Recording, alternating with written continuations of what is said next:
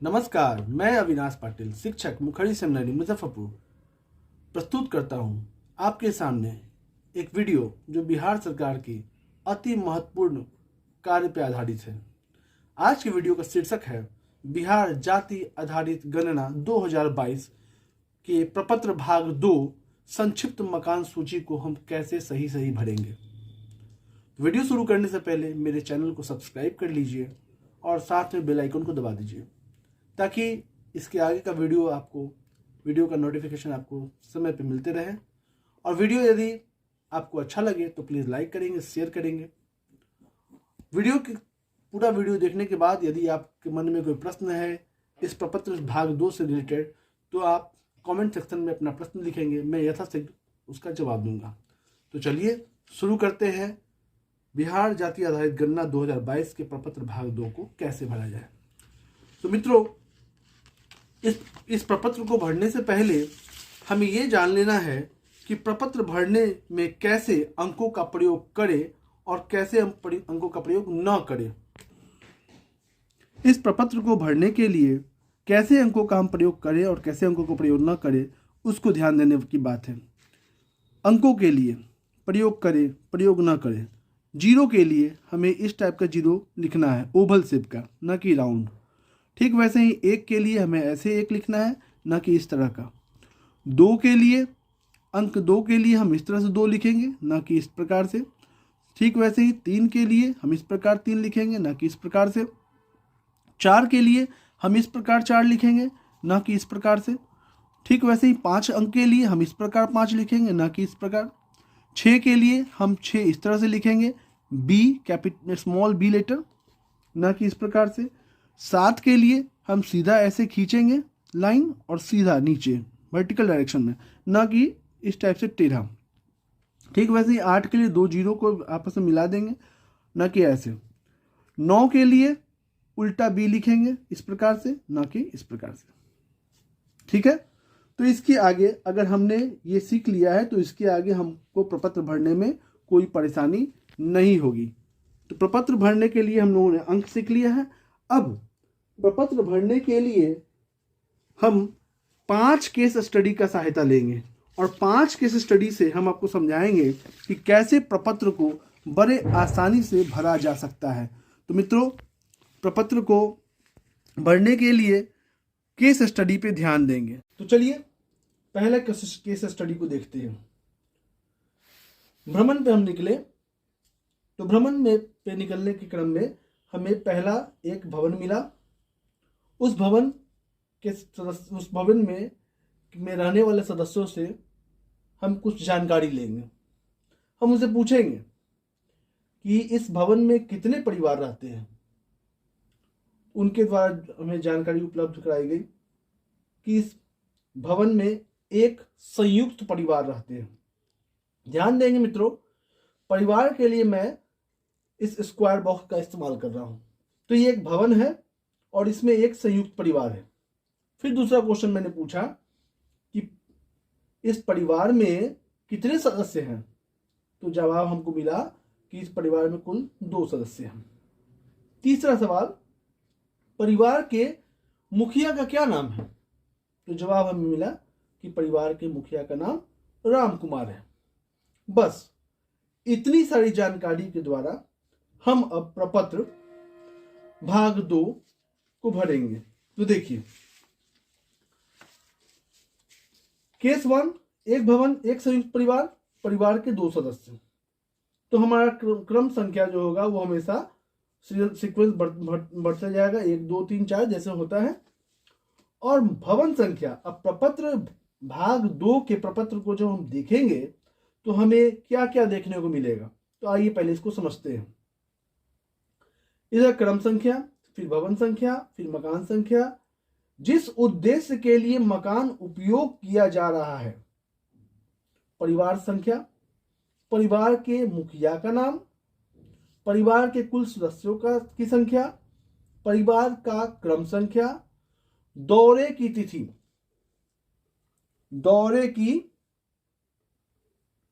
तिथि, और परिवार के मुखिया का हस्ताक्षर।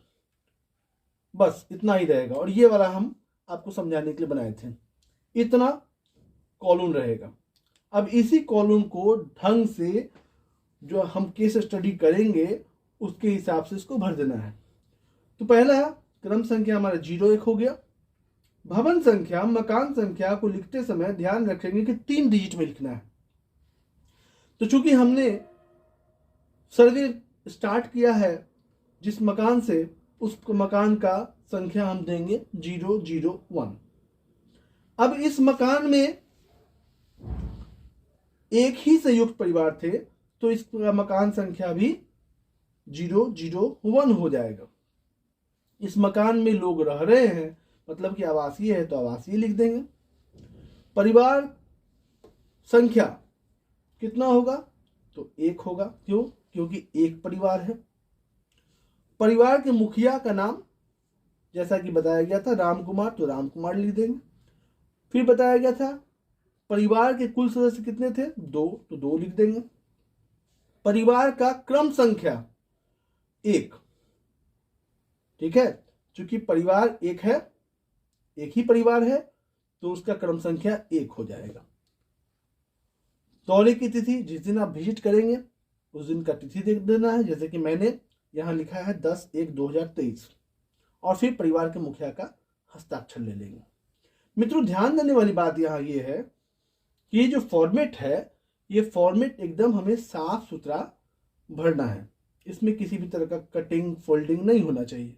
तो हम क्या करेंगे कि इस काम को इतनी बारीकी से करेंगे कि त्रुटि का कोई नौबत ही ना आए।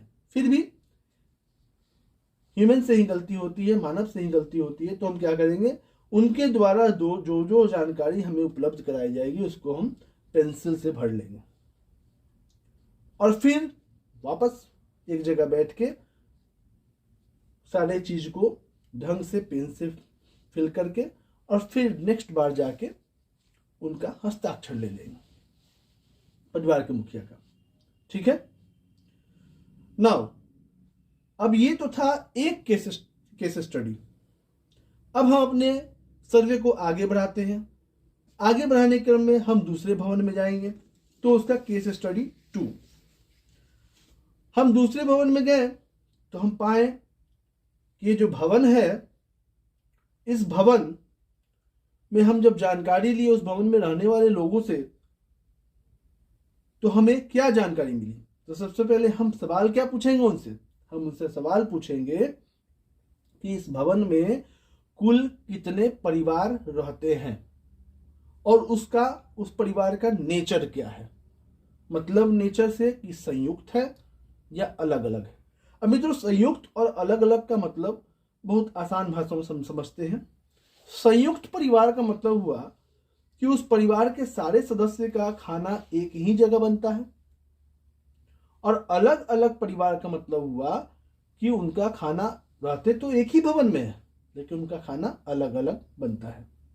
ये सिंपल समझने की बात है। तो जैसा कि हमारा केस स्टडी था, हमने एक भवन लिया और इस भवन में हमने पाया कि 2 परिवार रहते हैं लेकिन दोनों संयुक्त है, दोनों का खाना साथ बनता है। अब 2 संयुक्त परिवार हैं तो किसका किसका परिवार है? तो एक परिवार मोहन का है और दूसरा परिवार सोहन का है। मतलब क्या कि मोहन और सोहन 2 भाई हैं, दोनों एक ही भवन में एक साथ रहते हैं संयुक्त परिवार के रूप में। अब मोहन का जो परिवार है उसके परिवार के सदस्य हो गए 4 और दूसरा परिवार किसका है? सोहन का, उसके भाई का। तो उसके परिवार के सदस्य कितने हो गए? 3। अब इतनी जानकारी के आधार पे हम प्रपत्र भाग 2 को भरेंगे। तो देखिए क्या था हमारे पास क्या आया था? तो हमारे पास आया था कि हम दूसरा भवन में गए थे, तो भवन का संख्या हम लिख देंगे 002। अब मित्रों, दोनों परिवार एक ही भवन में संयुक्त परिवार के रूप में रह रहा है, तो उस भवन को भी हम एक ही मकान मानेंगे। तो ऐसे केस में इन दोनों भाइयों का मकान संख्या कॉमन होगा जो कि 002। ओके। नेचर क्या है भवन का, तो आवासीय है, आवासीय लिख देंगे। अब इस मकान भवन में तो कुल कितने संयुक्त परिवार हैं, तो 2 संयुक्त परिवार हैं। तो 2 संयुक्त परिवार हैं, संयुक्त परिवार है, इसीलिए मकान का संख्या नहीं बदला है, दोनों का मकान संख्या सेम रहेगा। अब 2 परिवार हैं तो परिवार की संख्या 2 2 दोनों में लिखेंगे। फिर परिवार 2 परिवार है तो किसका किसका है, तो मोहन का और सोहनलाल का। तो मोहनलाल को मुखिया मानते हुए एक परिवार का लिख देंगे। उसके परिवार में कुल कितने सदस्य थे, तो 4 है, तो 4 लिख देंगे। और सिमिलरली सोहनलाल का जो परिवार है कितने सदस्य थे, तो 3 थे, तो यहाँ 3 लिख देंगे। अब चूंकि बड़ा भाई मोहनलाल है तो यहाँ परिवार का क्रम संख्या देंगे 1, और इसी भवन में जो दूसरा भाई रह रहा है संयुक्त परिवार के रूप में उसका क्रम संख्या लिखेंगे 2, दौरे की तिथि लिखेंगे, दोनों भाई का सिग्नेचर ले लेंगे। हम समझते हैं यहां तक में कोई दिक्कत नहीं होगी। तो चलिए थोड़ा और आगे बढ़ते हैं। तीसरा केस स्टडी, जब हम कुछ आगे बढ़े तो हमें तीसरा आवासीय भवन दिखा। ध्यान देंगे हमें जो गणना करनी है, मकान का सूचीकरण करना है, उसमें केवल अभी हम आवासीय मकान की चर्चा करेंगे। तो तीसरा हमको मिला जो भवन, तो क्रम संख्या कितना हो गया, एक केस 1 में 101 था, केस 2 में 2 02 03। अब केस 3 सीरियल नंबर 4 और भवन कैसा है, तीसरा 3 नंबर भवन, तो इसका संख्या क्या लिखेंगे 003। ठीक है। अब ये जो तीसरा भवन में हम विजिट पे गए तो वहां हमें ये जानकारी प्राप्त हुई कि इस भवन में 2 परिवार रहते हैं और दोनों अलग अलग रहते हैं, मतलब दोनों अलग अलग खाना खाते हैं, दोनों का अलग अलग खाना बनता है। तो यहाँ एक मकान है, भवन है, इसमें अब यहाँ देखिए अलग अलग कलर से हमने परिवार को दिखाया है। ये एक परिवार, ये दूसरा परिवार, और बीच में बैरियर है, दोनों का अलग अलग खाना बनता है। तो इस केस में इस दोनों परिवार का मकान संख्या जो होगा वो अलग अलग हो जाएगा। मित्रों ध्यान देंगे, इससे पहले वाले में क्या था कि दोनों संयुक्त परिवार थे तो दोनों का भवन संख्या और मकान संख्या एक बराबर था। लेकिन यहाँ क्या है, यहाँ केस स्टडी में क्या देख रहे हैं कि यहाँ भवन तो एक है, परिवार 2 है, लेकिन दोनों परिवार अलग अलग हैं। तो ऐसे केस में मकान का संख्या जो हो जाएगा वो अलग अलग हो जाएगा।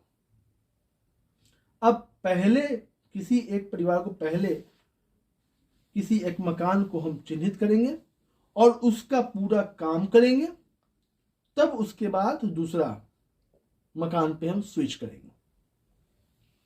अगर ऐसी परिस्थिति आ जाए कि एक ही भवन में एक से अधिक अलग अलग परिवार हो या संयुक्त परिवार से अलग हो, तो पहले किसी एक परिवार का हम काम करेंगे, फिर दूसरे का काम करेंगे। तो चलिए हमारा केस क्या है, एक भवन है, उसमें 2 अलग अलग परिवार है।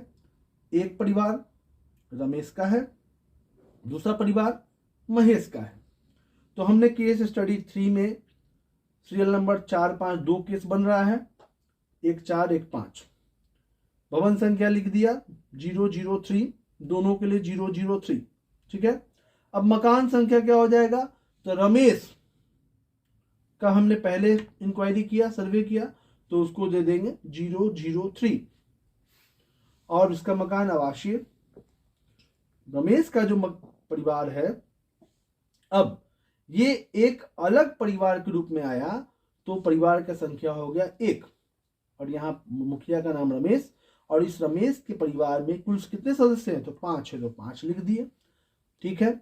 और परिवार का संख्या, क्रम संख्या कितना होगा, चूंकि इस परिवार में एक ही परिवार है, मतलब इस मकान, ये एक अलग मकान है जिसमें केवल एक परिवार रहते हैं, तो यहाँ परिवार का संख्या और परिवार का क्रम संख्या सेम हो गया 1 और 1।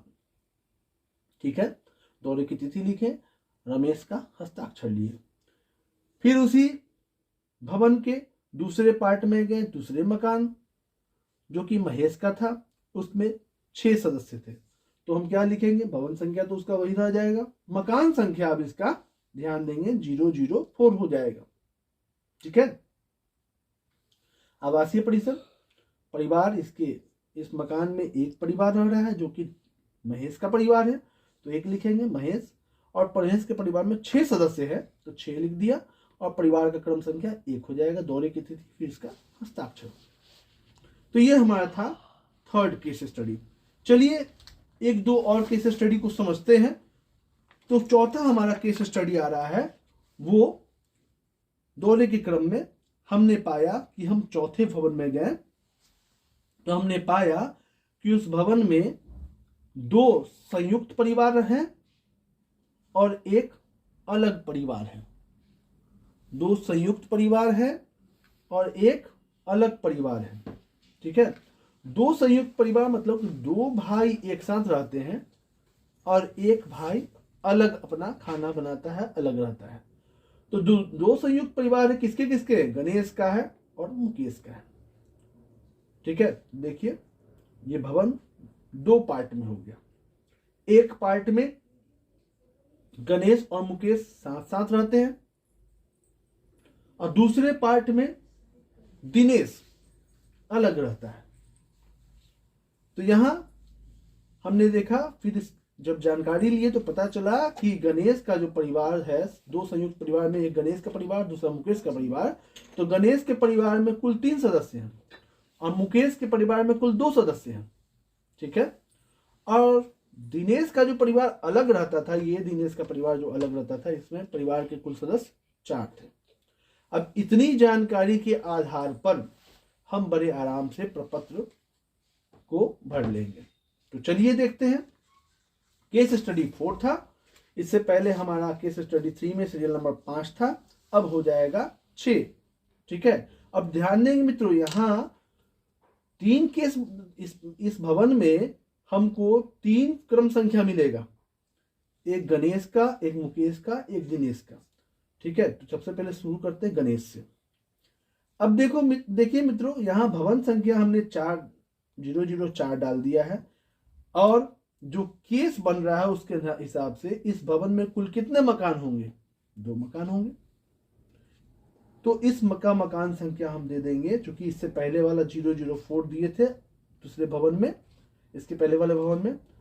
तो अब यहाँ जो नया केस स्टडी 4 में जो नया मकान होगा उसका मकान संख्या हो जाएगा 005।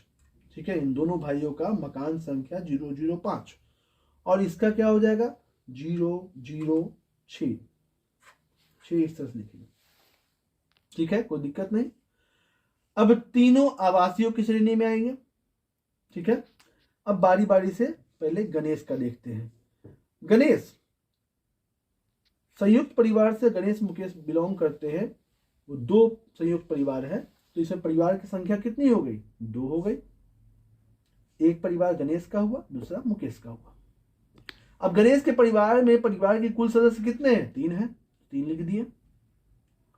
उसी तरह से मुकेश का जो परिवार है उसका तो मकान संख्या वही होगा जो गणेश का होगा, क्योंकि दोनों का संयुक्त परिवार है, तो मकान संख्या 005 ही रहा आवासीय। परिवार संख्या यहाँ 2 लिखेंगे क्योंकि 2 का संयुक्त परिवार है, 2 परिवारों का एक संयुक्त परिवार है, तो 2 लिखे। मुकेश परिवार का मुखिया हो गया, इसके मुकेश के परिवार में कुल 2 सदस्य हैं, 2 लिख दिया।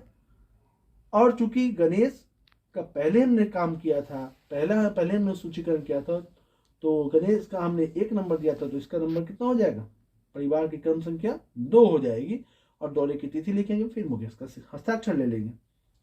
अब इस भवन के दूसरे पार्ट में आते हैं, जो कि दूसरा एक मकान हो गया, उस मकान का संख्या 006 हो गया। उम्मीद करते हैं कि आप सहमत होंगे कि इसका 006 कैसे हुआ। यदि कोई दिक्कत है तो वीडियो को फिर रिवाइंड करके फिर से देखेंगे तो समझ में आएगा ना। इसके बाद मकान कैसा है, भवन कैसा है, मकान कैसा है, तो आवासीय है। इसके कितने परिवार हैं, एक परिवार है। परिवार का मुखिया कौन था, दिनेश था। दिनेश के परिवार में कुल कितने सदस्य थे, तो 4 सदस्य थे।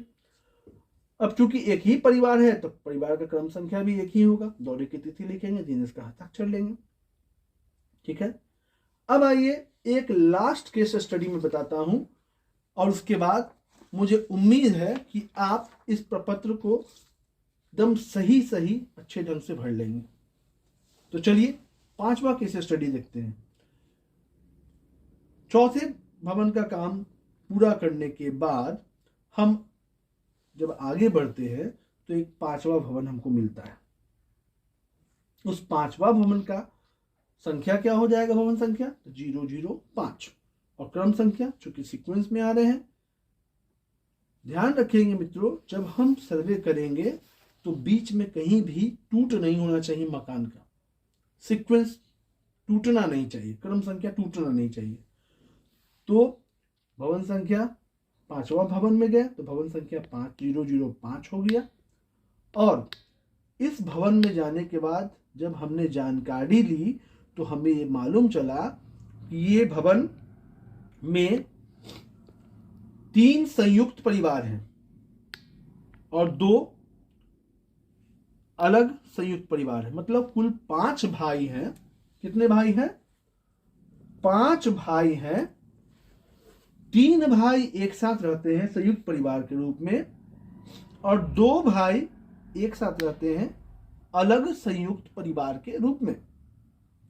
अब समझने के लिए मैंने 2 तरह के स्केचेस दिखाया है। 3 भाई एक संयुक्त परिवार के रूप में रह रहे हैं तो हमने यहां दिखाया स्क्वायर, 3 स्क्वायर। 2 भाई उसी भवन में एक अलग संयुक्त परिवार के रूप में रह रहे हैं तो ग्रीन के स्केच से दिखाया है। इन तीनों का खाना 7 बनता है और इन दोनों का खाना 7 बनता है। ठीक है।